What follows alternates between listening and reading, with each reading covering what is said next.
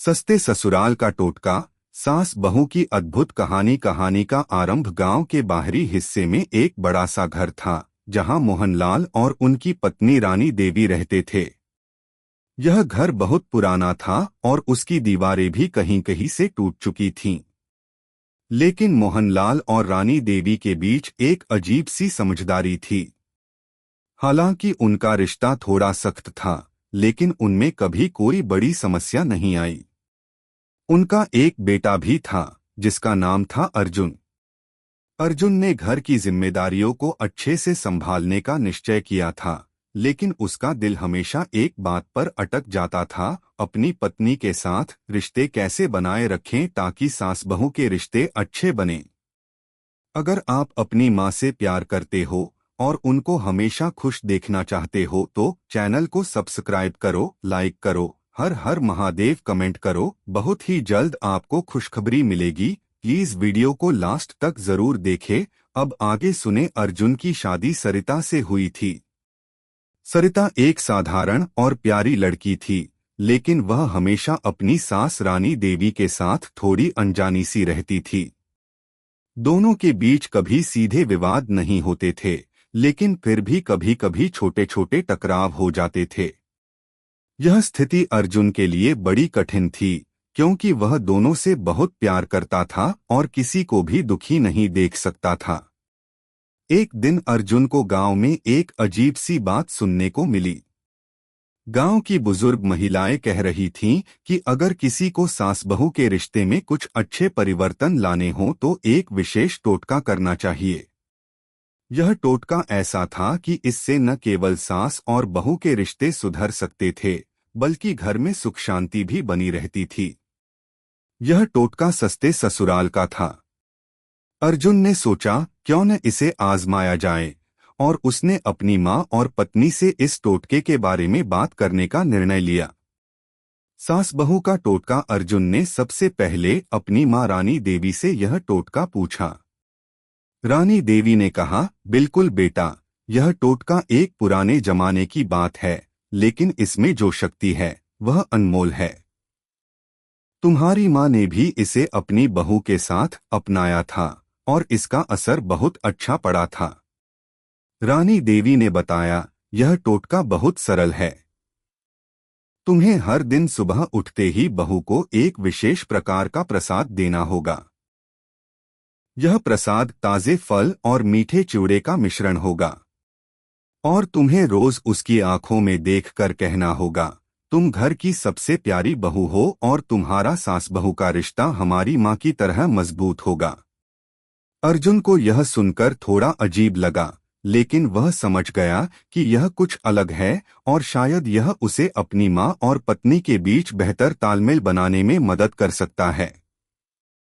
अगले दिन से उसने यह टोटका शुरू किया। सभी दिन इसी प्रकार से अर्जुन ने अपनी माँ और पत्नी के रिश्ते में एक नई ऊर्जा लाने की कोशिश की। धीरे धीरे घर का माहौल बदलने लगा। सरिता ने अपनी सास रानी देवी के साथ बातें करना शुरू किया और दोनों के बीच कभी कभी हंसी मजाक भी होने लगा। अर्जुन को विश्वास था कि अब उसका घर एक सच्ची और मधुर जगह बन चुका था।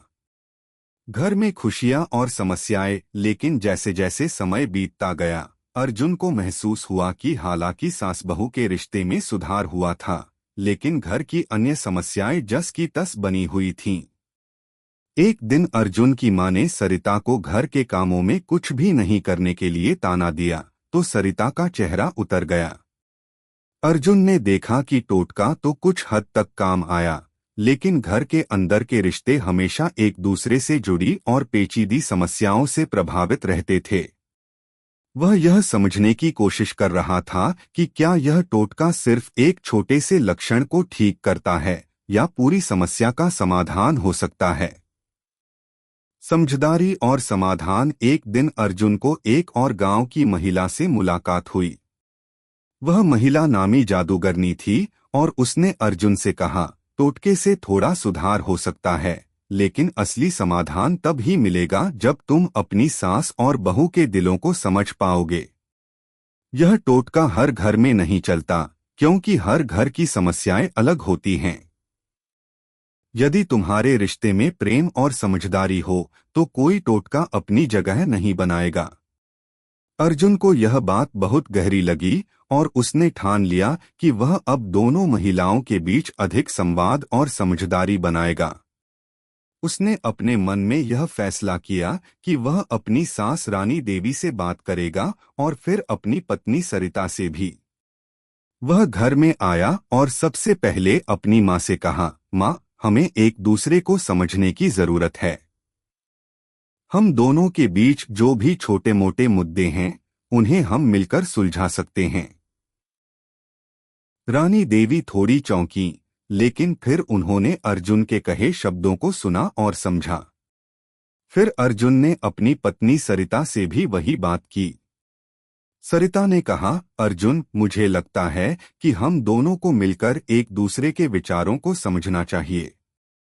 कभी कभी हम छोटी छोटी बातों पर लड़ते हैं, लेकिन क्या हम सचमुच एक दूसरे से प्यार करते हैं, यह ज्यादा मायने रखता है। नैतिक शिक्षा यह था, सस्ते ससुराल का टोटका का असली रहस्य कोई भी बाहरी टोटका या जादू। यदि सच्चे रिश्तों में प्रेम और समझदारी का स्थान न हो तो वह हमेशा अस्थायी ही रहता है। सास बहू के रिश्ते में सिर्फ एक दूसरे को समझना और साथ रहना ही महत्वपूर्ण होता है। किसी भी रिश्ता में सबसे जरूरी बात होती है विश्वास और सम्मान। अर्जुन ने यह समझ लिया था कि चाहे वह कोई टोटका इस्तेमाल करे या न करे, घर में प्रेम और सहयोग बनाए रखना ही असली समाधान है। अब सास बहू के रिश्ते में जो प्यार था वह केवल एक टोटके के कारण नहीं, बल्कि दोनों के बीच बेहतर संवाद और समझदारी के कारण था। प्लीज लाइक करो, सब्सक्राइब करो, कमेंट करो, कैसी लगी आपको कहानी। धन्यवाद।